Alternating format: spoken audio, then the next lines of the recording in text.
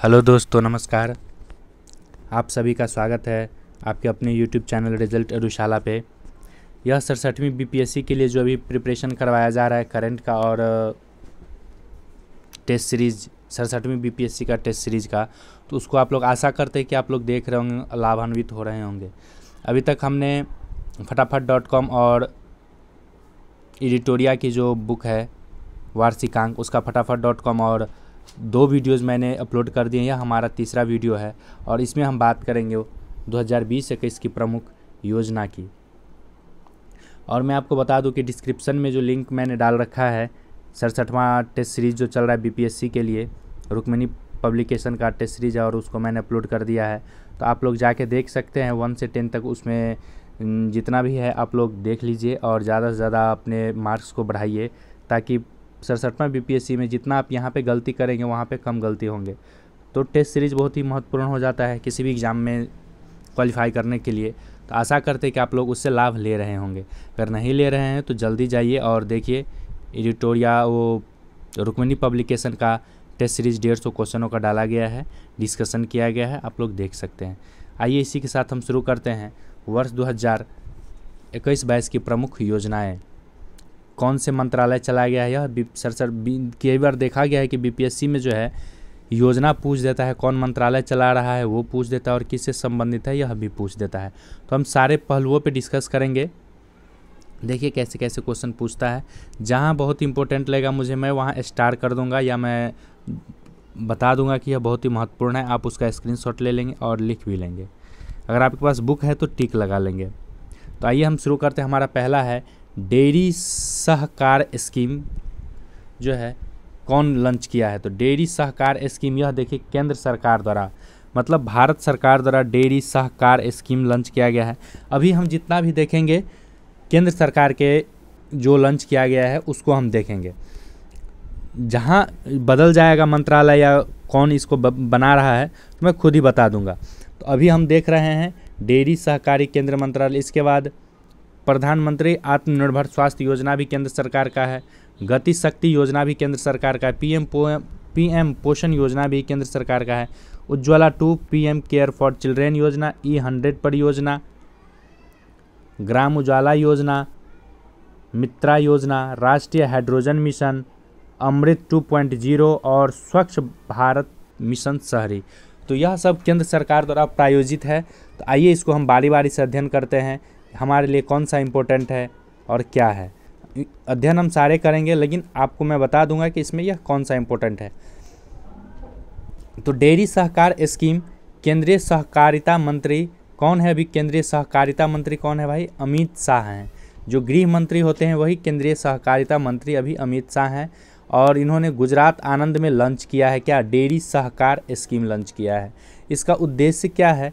तो देश में डेयरी क्षेत्रों को मजबूत करना तथा किसानों की आय को दुगुना करना इसका उद्देश्य है। मैं अपने व्यूअर से कहना चाहूँगा कि अगर आपको मेरी आवाज़ स्लो लग रही हो तो आप लोग दुगुना स्पीड में करके इसको देख सकते हैं, ठीक है। अगर बहुत ज़्यादा फास्ट लग रहा हो तो आप लोग स्लो भी कर सकते हैं। तो आप 1.5 गुना, 2 गुना, 1.25 गुना, जैसे भी आप कंफर्टेबल हो ऐसे आप देख सकते हैं। लेकिन मैं फास्ट में बोलूँगा तो अच्छा नहीं होगा, क्योंकि समझना भी ज़रूरी है, याद करना भी ज़रूरी है। अगर आपको याद है, रिवीजन करना चाहते हो तो 2 गुना स्पीड में आप करके सुन सकते हैं। आइए हम नेक्स्ट चलते हैं। प्रधानमंत्री आत्मनिर्भर स्वास्थ्य योजना, आप लोगों ने इसको देखा। डेयरी सहकार स्कीम कहाँ लॉन्च किया गया? गुजरात आनंद में लॉन्च किया गया है। सहकारिता मंत्री कौन है पूछेंगे तो अमित शाह सहकारी मंत्री। उद्देश्य क्या है? तो डेयरी क्षेत्र में मजबूत करना, देश में डेयरी क्षेत्रों को मजबूत करना और किसानों की आय दुगुनी करना।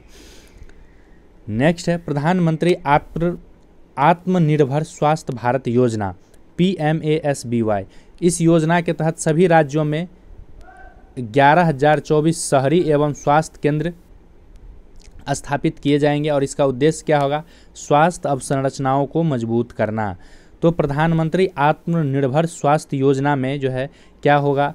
तो शहरी क्षेत्रों में स्वास्थ्य और कल्याण केंद्र की स्थापना किया जाएगा।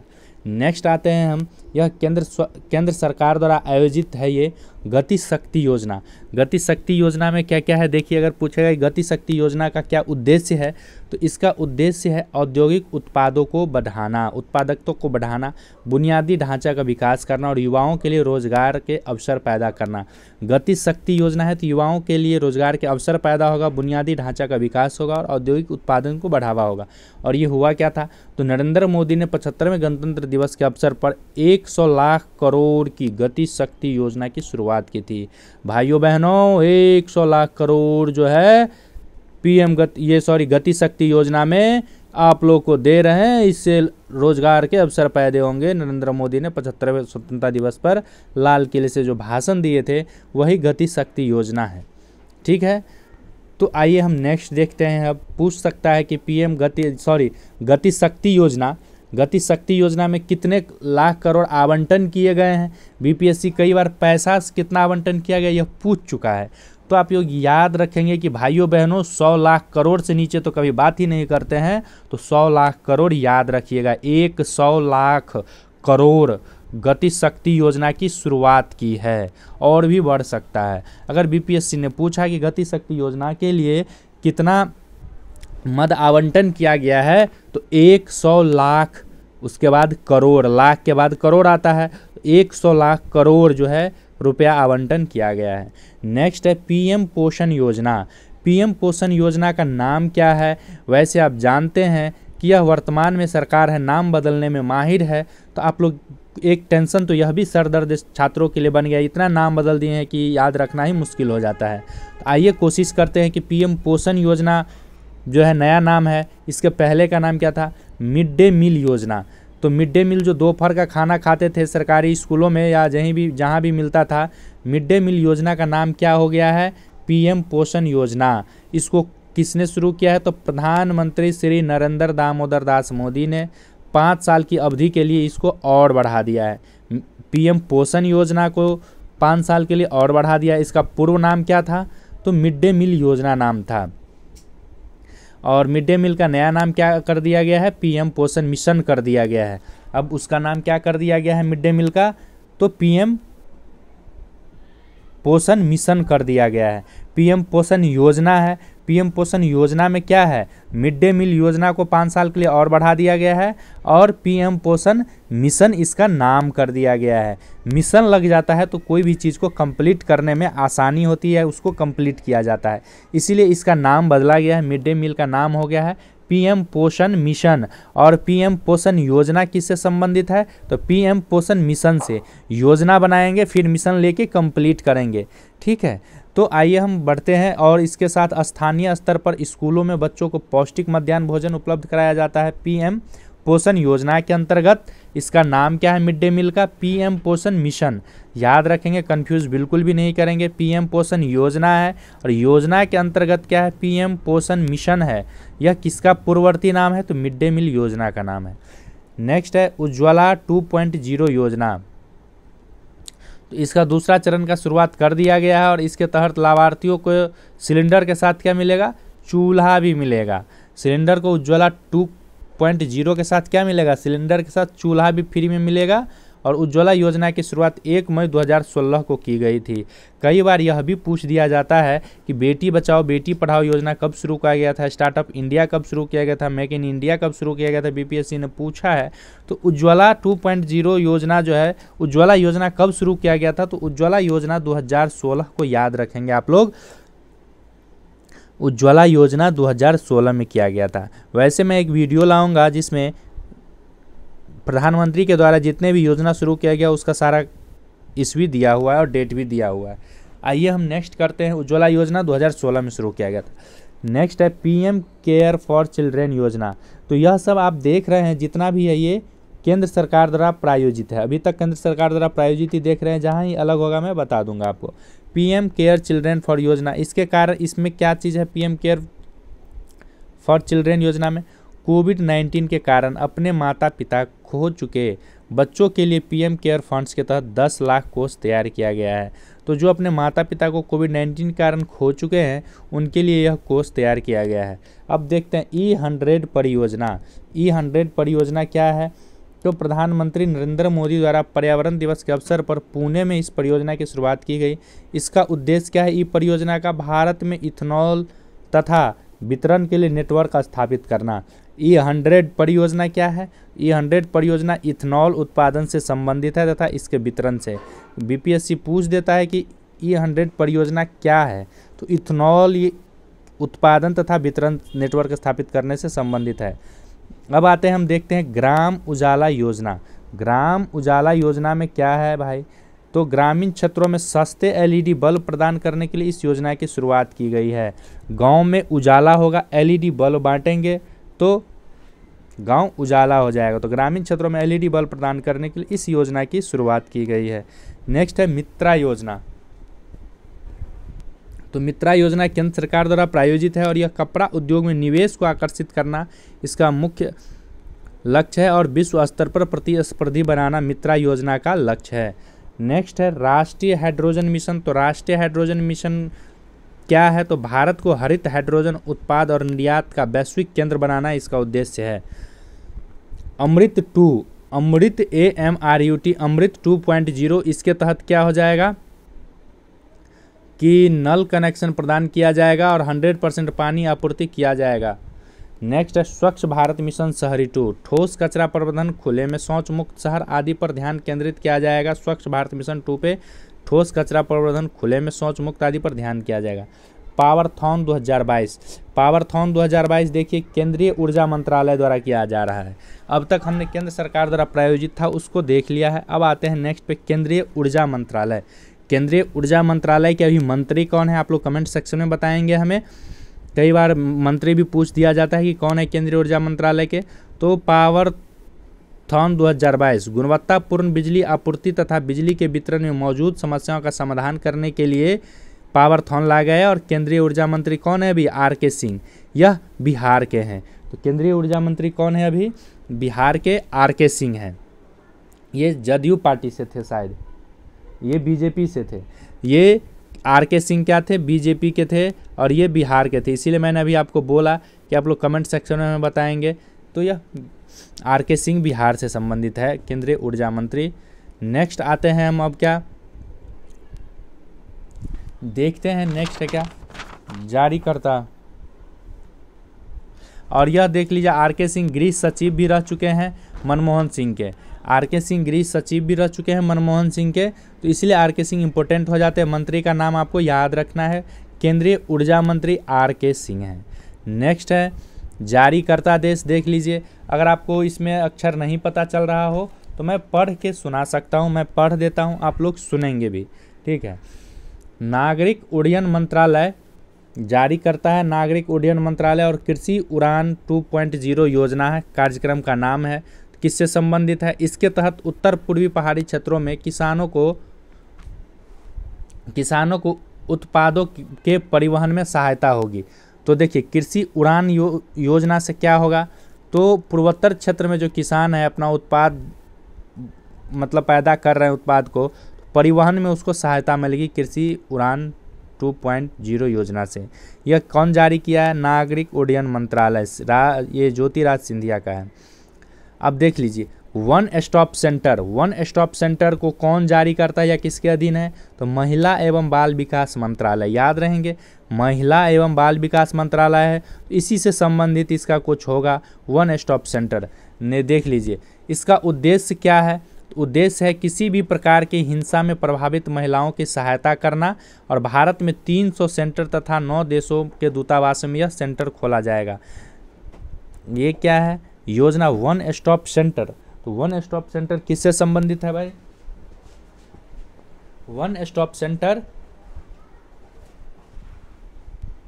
किसी भी प्रकार के हिंसा में शामिल महिलाओं के, हिंसा में प्रभावित महिलाओं की सहायता करना इसका उद्देश्य है वन स्टॉप सेंटर का, महिला एवं बाल विकास मंत्रालय के द्वारा है। नेक्स्ट है स्त्री मनोरक्षा योजना, महिला एवं बाल विकास मंत्रालय। तो घरेलू हिंसा में सामना कर रही महिलाओं की मानसिक स्वास्थ्य में सुधार लाना स्त्री मनोरक्षा परियोजना का नाम है। अब देखिए यह याद रखिएगा, यह पूछ चुका है बीपीएससी। डीप ओशियन मिशन किस मंत्रालय के अंतर्गत आता है? तो पृथ्वी विज्ञान मंत्रालय के अंतर्गत डीप ओशन मिशन आता है। पृथ्वी विज्ञान मंत्रालय के अंतर्गत कौन आता है? Deep ocean mission. इसके में देखिए क्या है मुख्य बिंदु, तो सागरीय संसाधनों के सतत उपयोग हेतु गहरे समुद्र का पता लगाने के लिए इस मिशन की शुरुआत की गई है। मतलब सागर में जो संसाधन हैं, मोती हैं, मछली हैं, जो भी उत्पाद हैं, पेट्रोलियम है, एनीथिंग जो भी समुद्री संसाधन से उपयोग होते हैं, तो गहरे समुद्र में पता लगाने के लिए इस मिशन की शुरुआत की गई है। Deep ocean mission, deep ocean mission है। नेक्स्ट है प्रोजेक्ट बोल्ड। ये देख लीजिए बहुत ही VVI हो जाता है प्रोजेक्ट बोल्ड। तो प्रोजेक्ट बोल्ड किसके द्वारा किया गया है? आदिवासियों की आय बढ़ाने के उद्देश्य से शुष्क क्षेत्र में पौधों लगाने हेतु प्रोजेक्ट बोल्ड को शुरुआत किया गया है। यह भी पूछ सकता है कि प्रोजेक्ट बोल्ड किस राज्य में शुरुआत हुआ है? तो प्रोजेक्ट बोल्ड राजस्थान के उदयपुर में शुरुआत हुआ है। उदयपुर में उदय हुआ, बांस लगा के उदय हो गया, राजस्थान में उदयपुर में उदय हो गया। और बोल्ड, प्रोजेक्ट बोल्ड बांस से संबंधित है, बांस लगाया जाएगा। और इसका बोल्ड का फुल फॉर्म देख लीजिए, कई बार BPSC फुल फॉर्म भी पूछ देता है, या CDPO या दरोगा मेंस, तो यह फुल फॉर्म भी पूछ देता है। तो बोल्ड का फुल फॉर्म क्या होगा? Bamboo oasis on land in dot DRAUGST dot, समझे? तो बोल्ड का क्या हो जाएगा full form? Bamboo oasis on land in drought, समझे? इसकी शुरुआत राजस्थान के उदयपुर में की गई थी प्रोजेक्ट बोल्ड। अब जारी कौन किया? प्रोजेक्ट बोल्ड किसके अंतर्गत आता है? तो खादी और ग्राम उद्योग आयोग के अंतर्गत प्रोजेक्ट बोल्ड आता है। यह खादी और ग्राम उद्योग आयोग जो है इसको हैंडल कर रहा है। खादी और ग्रामोद्योग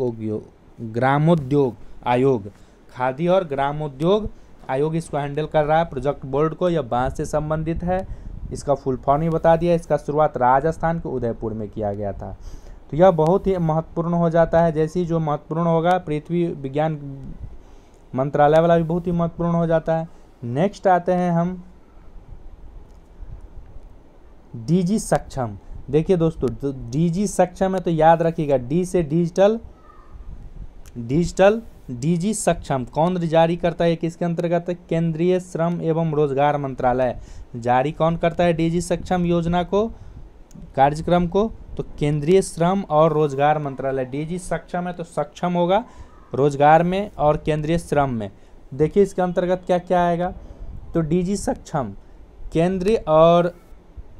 केंद्रीय श्रम और रोजगार मंत्रालय ने किसके साथ मिलकर? माइक्रोसॉफ्ट के सहयोग से डिजिटल कौशल कार्यक्रम DG सक्षम लॉन्च किया है।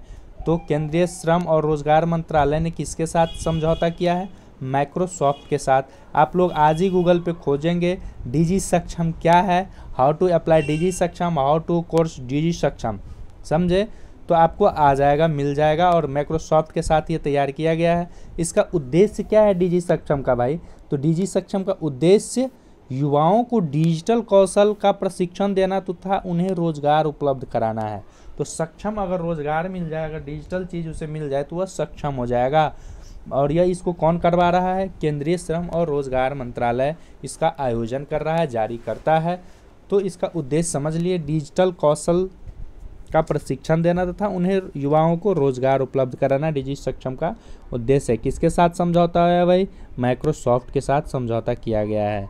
अब आते हैं हम, यह देखिए स्वास्थ्य एवं परिवार कल्याण मंत्रालय के द्वारा आरोग्य धारा 2.0 और मिशन इंद्रधनुष। तो मिशन इंद्रधनुष बहुत ही महत्वपूर्ण हो जाता है। मिशन इंद्रधनुष 3.0 और आरोग्य धारा 2.0। आइए यह किसके अंतर्गत आता है? तो परिवार कल्याण एवं स्वास्थ्य मंत्रालय के अंतर्गत आता है। आरोग्य धारा 2.0 को आइए देखते हैं।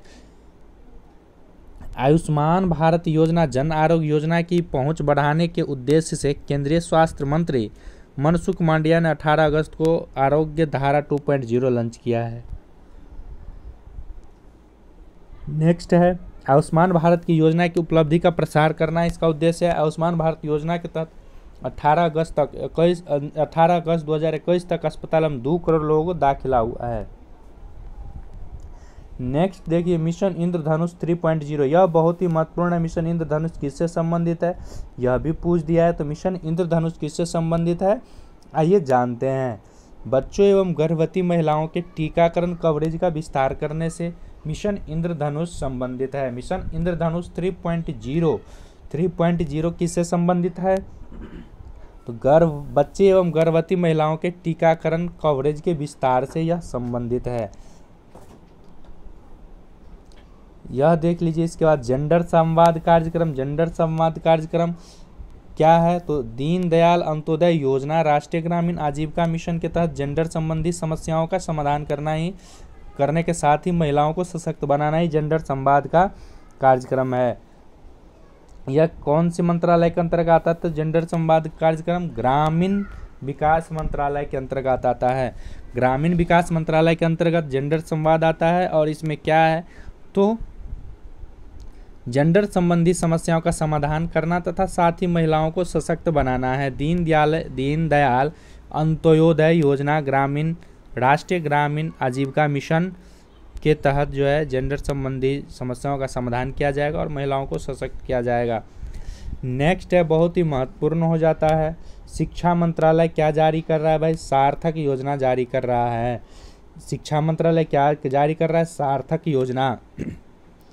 आइए देखते हैं सार्थक योजना शिक्षा मंत्रालय के द्वारा क्या किया जा रहा है। तो नई शिक्षा नीति 2000 को आसानी से लागू करने के लिए सार्थक पहल की शुरुआत की गई है। सार्थक योजना क्या है? तो सार्थक योजना नई शिक्षा नीति को लागू करने के लिए, आसानी से लागू करने के लिए सार्थक पहल की शुरुआत की गई है। इसके माध्यम से राज्य एवं केंद्र शासित प्रदेशों में राष्ट्रीय शिक्षा नीति के लक्ष्यों को हासिल करने में सहायता मिलेगी। राष्ट्रीय सार्थक योजना क्या है? तो सार्थक योजना को हमने जाना। सार्थक योजना नई शिक्षा नीति को लागू करने के लिए एक पहल है और इसके राष्ट्रीय शिक्षा नीति का जो लक्ष्य है उसको हासिल करने में सहायता मिलेगी। यह कौन सार्थक योजना चला रहा है? तो शिक्षा मंत्रालय। अब आते हैं शिक्षा मंत्रालय एक और चला रहा है, युवा पीएम योजना। युवा पीएम योजना चला रहा है शिक्षा मंत्रालय। तो आइए देखिए इसमें क्या लिखा है युवा पीएम योजना में। यह इसके सामने आप लोग तब तक देखिए।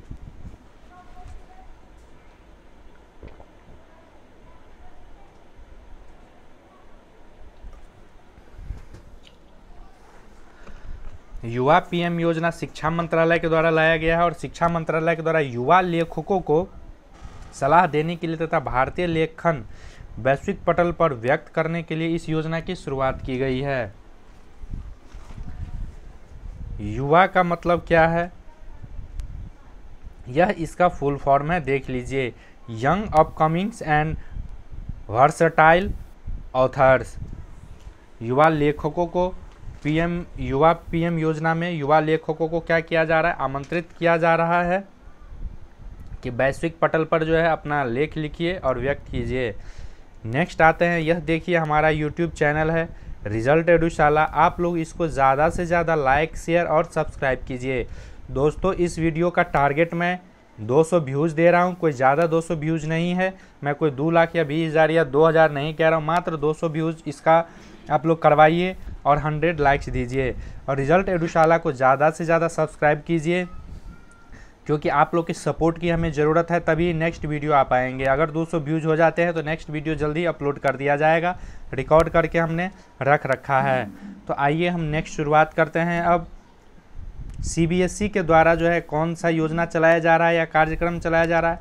वीर गाथा परियोजना चलाया जा रहा है। वीर गाथा सीबीएसई के द्वारा चलाया जा रहा है। और क्या है वीर गाथा में? तो स्कूल में वीरता पुरस्कार विजेता के बहादुरी और बलिदानों के बारे में जागरूक बढ़ाने के लिए वीर गाथा परियोजना शुरू किया जा रहा है। अब देखिए स्माइल योजना क्या, यह बहुत ही महत्वपूर्ण हो जाता है।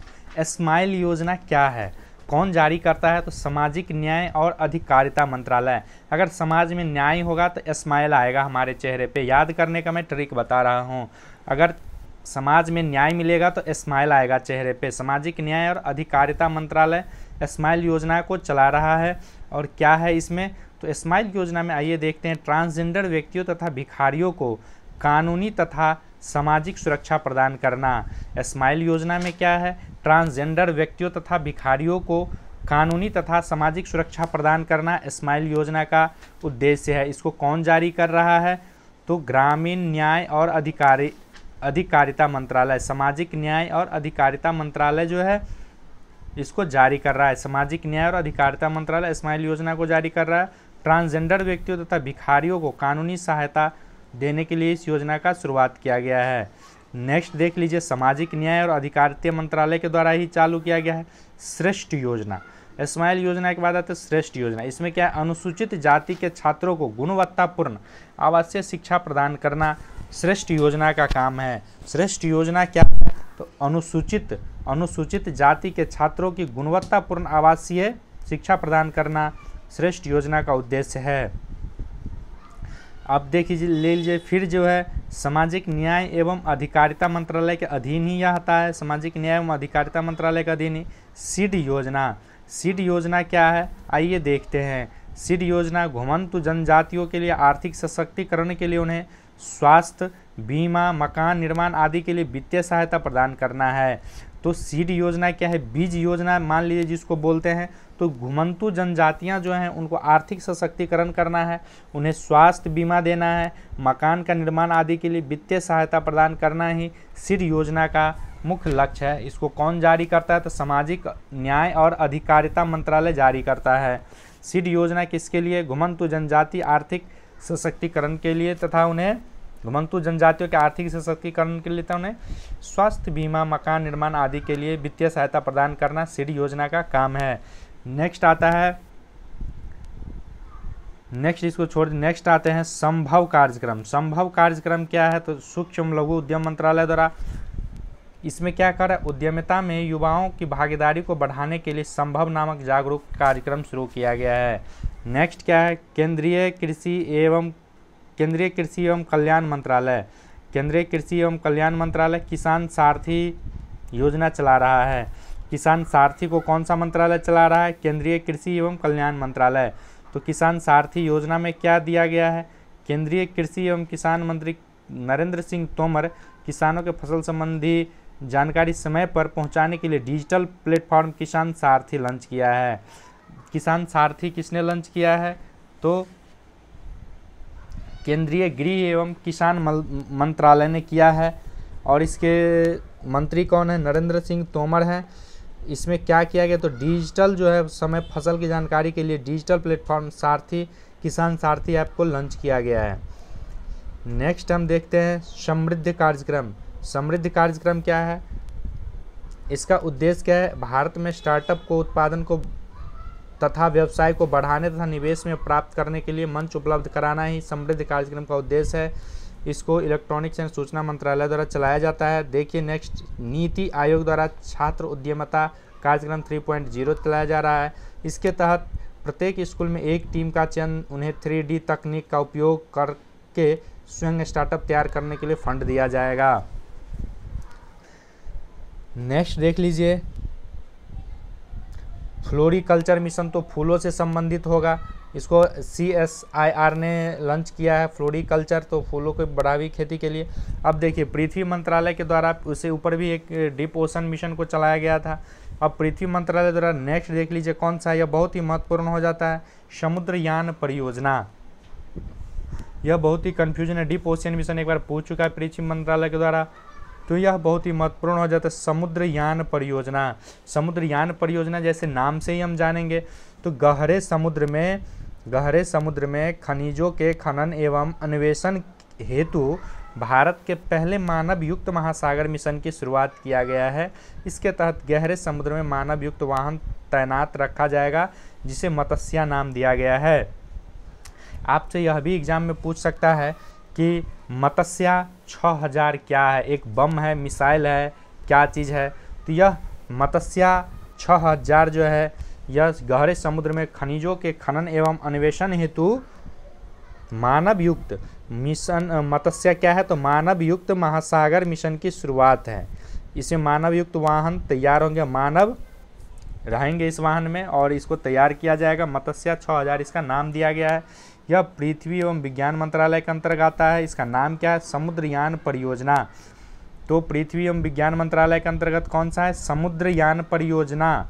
तो गहरे समुद्र में खनिजों का हम अन्वेषण करेंगे और भारत का पहला जो है इसीलिए इम्पोर्टेंट हो जाता है क्योंकि पहला है, भारत के पहले मानव युक्त सागर मिशन की शुरुआत होगा। इसका नाम क्या गया? मत्स्य 6000। देखिए दोस्तों, जो मैं डिस्कस कर दे रहा हूँ उससे तो क्वेश्चन नहीं छूटना चाहिए, समझे? तो आप लोग ज़्यादा से ज़्यादा इसको पढ़िए, 2 बार 3 बार वीडियोज़ को देखिए, स्क्रीनशॉट ले लीजिए जहाँ दिक्कत हो रहा है, कमेंट सेक्शन में बताइए, मैं आपको PDF भी भेज दूंगा, व्हाट्सएप लिंक भेज दूंगा, उससे आप जुड़ सकते हैं। तो अगर आप चाहते हैं, इंटरेस्ट पढ़ना चाहते हैं, तो आप चैनल को लाइक शेयर सब्सक्राइब और कमेंट कीजिए, रिजल्ट चाहते हैं तो। नेक्स्ट देख लीजिए। अब देखिए, विभिन्न राज्य सरकार के प्रमुख योजनाएं हैं। तो विभिन्न राज्य सरकार की प्रमुख योजनाएं ये जो है, ये किसी और दिन हम करेंगे, इसको आज हम यहीं पे स्टॉप करते हैं। यहाँ आधे घंटे का हमारा वीडियो बना है, तो आप लोग ज़्यादा से ज़्यादा जो जितना भी योजना था भारत सरकार द्वारा, केंद्र सरकार 2020-21 का, ये जो है 21 और 2022 का जितना भी योजना है वो सारा मैंने डिस्कस करा दिया है। जो महत्वपूर्ण है ये हो जाता है पृथ्वी विज्ञान मंत्रालय, तो समुद्रयान परियोजना है, इसी में इसका नाम क्या दिया गया? मत्स्ययान 6000 दिया गया है। गहरे समुद्र में खनिजों के अन्वेषण हेतु मानव युक्त महासागर मिशन की शुरुआत मत्स्ययान के साथ शुरू किया गया है और समुद्र परियोजना के अंतर्गत आता है। अमृत ग्रैंड चैलेंज प्रोग्राम जन केयर जो है उद्देश्य 75 स्टार्टअप उद्यमों की पहचान कर स्वास्थ्य संबंधी समस्याओं के हेतु विचार करना है। तो नीति आयोग द्वारा ये देख लिए, छात्र उद्यमिता एक बार आप लोग खुद भी देख लेंगे, इसको आराम से स्क्रीनशॉट ले लेंगे। किसान सारथी किसान मंत्रालय के द्वारा लगाया गया है। क्यों लाया गया है? तो समय से जो है डिजिटल प्लेटफॉर्म पर सारथी ऐप को लॉन्च किया गया है फसल संबंधी जानकारी पहुंचाने के लिए। सीड योजना बता दिए थे। श्रेष्ठ स्माइल योजना ट्रांसजेंडर व्यक्ति और भिखारी व्यक्तियों को सामाजिक सुरक्षा प्रदान करना है। CBSE द्वारा वीरगाथा परियोजना का शुरुआत करना है। आप लोग हमारे रिजल्ट एडुशाला चैनल को सब्सक्राइब कर सकते हैं, लाइक कर सकते हैं, और BP 67वीं BPSC जो दे रहे हैं उनके लिए मैंने टेस्ट सीरीज़ का आयोजन किया है, रुक्मणी पब्लिकेशन का है, तो वहाँ से आप लोग देख सकते हैं डिस्क्रिप्शन में जाके टेस्ट सीरीज़। पृथ्वी विज्ञान मंत्रालय डीप ओशन मिशन यह पूछ चुका है, तो आप लोग मत्स्य 6000 क्या उसको देख लेंगे। और फिर मिलते हैं हम जल्द ही नेक्स्ट वीडियोज़ में, नेक्स्ट एपिसोड में, नए जोश नई उम्मीद के साथ। आशा करते हैं कि इससे आप लोग को बहुत ही लाभ होगा और एग्ज़ाम में आप लोग कम से कम 2 से 3 नंबर तो बढ़त बनाएंगे ही बनाएंगे। फिर मिलते हैं हम जल्द ही, तब तक के लिए जय हिंद।